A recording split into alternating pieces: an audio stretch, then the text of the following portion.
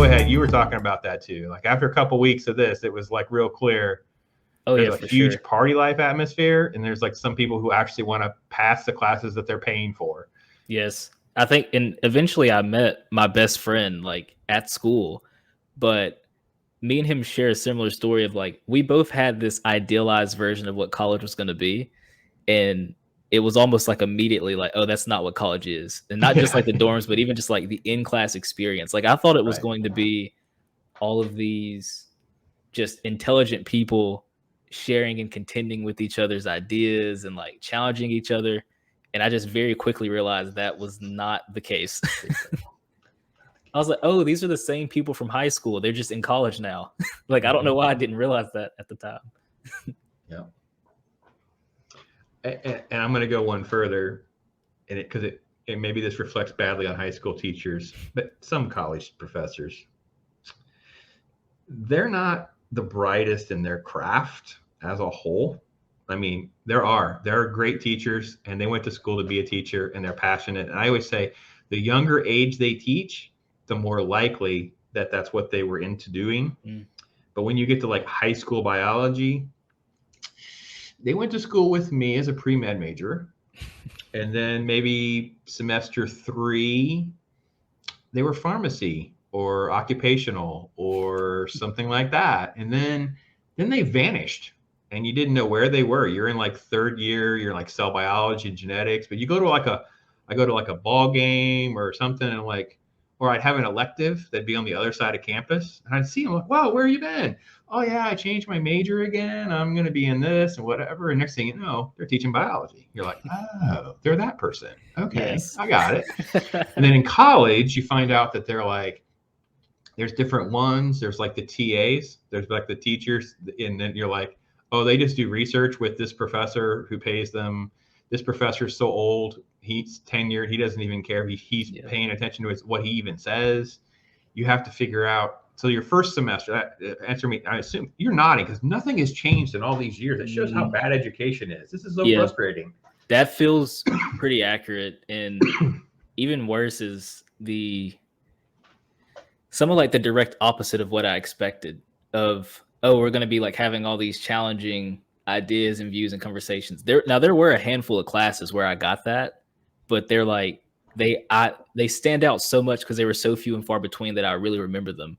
And then I remember some where I thought that was going to happen, but then when the conversation started, they would have got shut down. Because one of my first things I remember was I was sitting in this class, and the professor he asked it in such a weird way, but the question was something along the lines of, "Do you think women are paid equally or fairly to men, or something like that?" And he said, like, if you think that, then raise your hand. And here I am sitting like in a auditorium-sized classroom of people, and just like slowly raised my hand because first of all, his question was very obscure, so it was hard to know exactly what he meant. But I felt like I understood the premise of what he was asking, so I raised my hand, and then he was just asking me like how I think that's the case. And like earlier when you talked about early influences, like I got lucky and came across like people like Thomas Sowell. I had read some of his books. I had watched some of his old interviews. So Praise I the was Lord. just, yeah, Thomas Sowell's the mix. So I Thomas was is the just, man. yes, Tom is the man. he probably, as far as like people I read and watched, he probably had one of the biggest impacts on me as far as like just books I stumbled across. I don't even know how I came across his books. Like there's two books that I think I read that altered the way I think a lot about life in the world. And like one of them was his. Um, the other was it's this book about it's called The Last Lecture, and it's a book Mm. about this dying professor. He has pancreatic cancer, I think, and that's when you were talking about what's your story. What you're doing with this is very similar to what he was doing, but in this book, he essentially is leaving this legacy for his kids, and it's almost like the original 12 Rules for Life that Jordan Peterson wrote, but it's just like these like tenets and things to live by that he left for his sons because they were so young he wouldn't get a chance to teach them about how to be a man and about their life.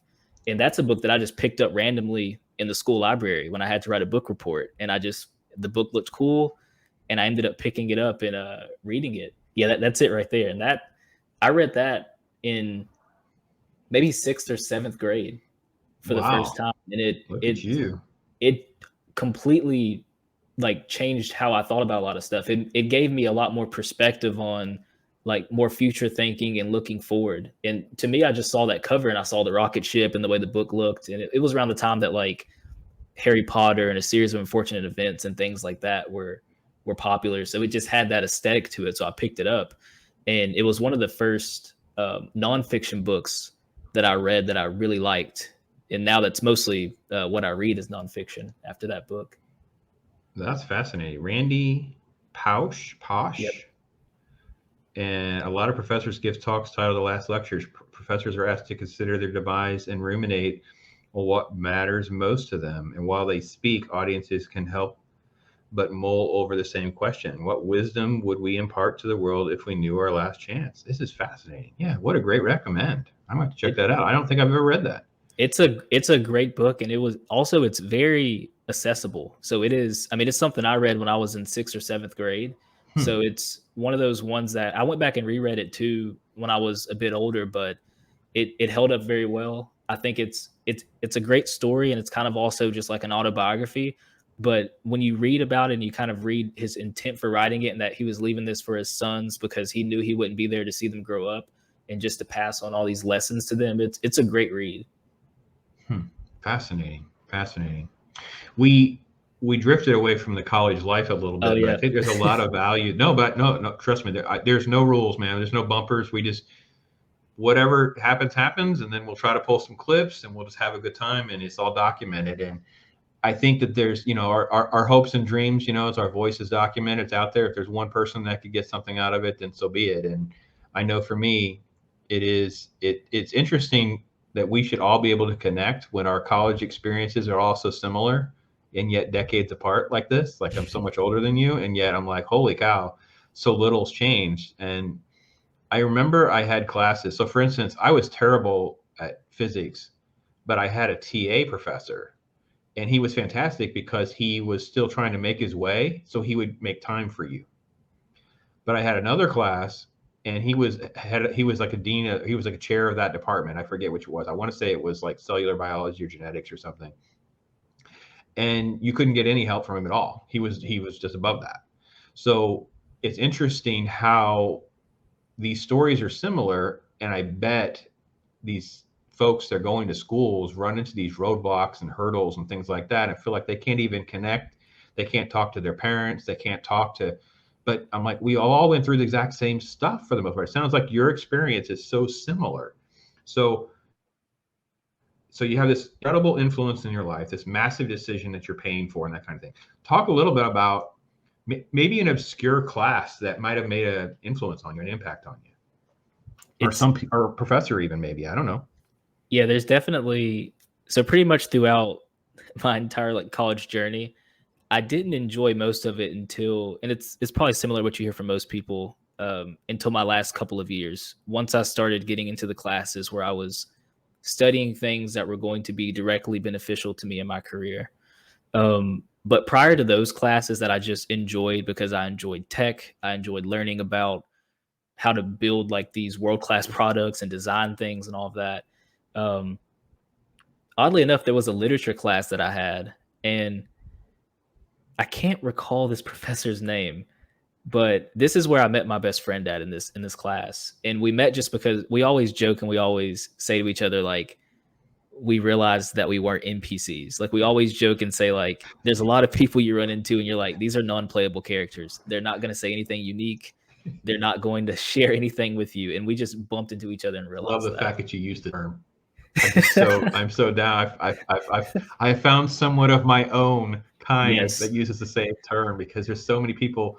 I had to explain it on a live stream. Like, we did one of our first live streams where the three of us were together, and I had to explain this to them. I'm like, I don't understand. What world am I in that you guys are not in? And this wouldn't have, I had to explain red, blue, black, and white pills. I had to explain the pills, and they did a lot of it, I think, too, depends on like cultural references. So like anybody that games or has gamed or even conceptually understands gaming will know, like, when they hear NPC, they're like, okay, you're just referring to some static bot that you walk up to them and they got these 2 lines they're going to say, and it does not matter what happens, they're going to say those lines.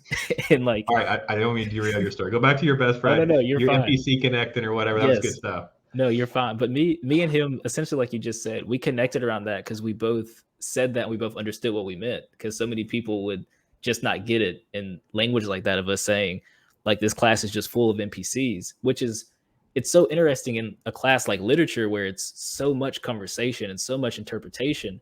So we always joke of like, I don't know if me and him would have been friends if he would have just been in one of my computer science classes, for example, and we would have just been sitting there doing like problem sets or something. Like we wouldn't have heard each other speak and then kind of like contrasted it to the other people in the room.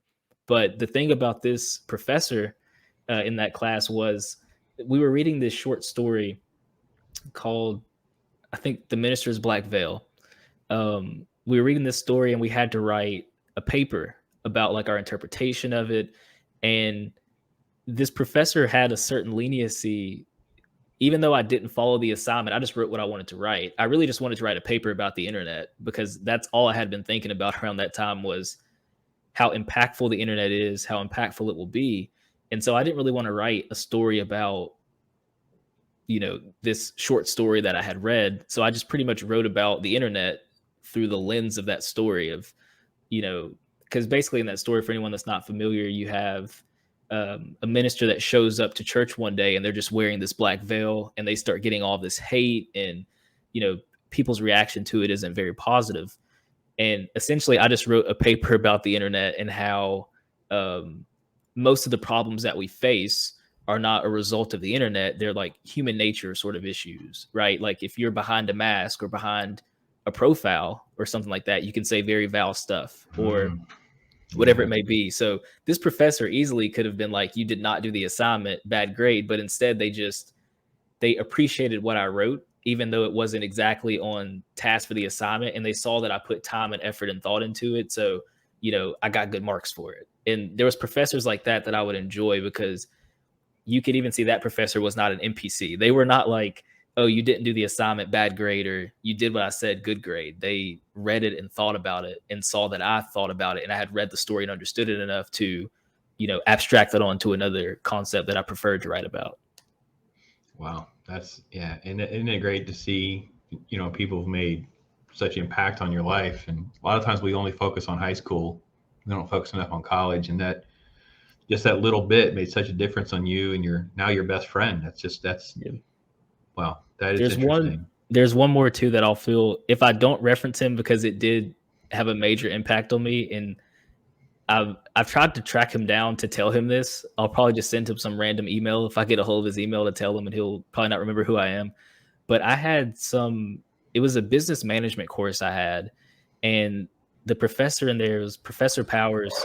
In the middle of the class, he asked me to step outside.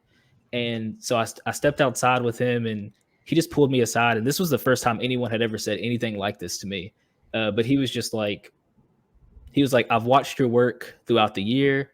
I've watched your presentations you've given, the way that you've handled things, even like amongst like the group work that you've had to have to do. And he said, I genuinely think that you can operate at the C level or at least the D level of any company in the country. He said something like that to me. And I didn't understand why he was saying this to me. You know, I hadn't ever had anyone say something like that to me of like, oh yeah, you can go operate at the C level of any company.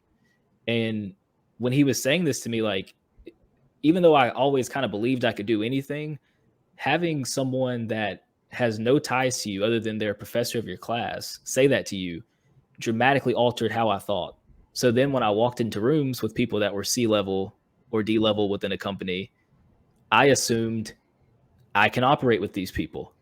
And so hit that one statement he made. I don't remember any work from that class.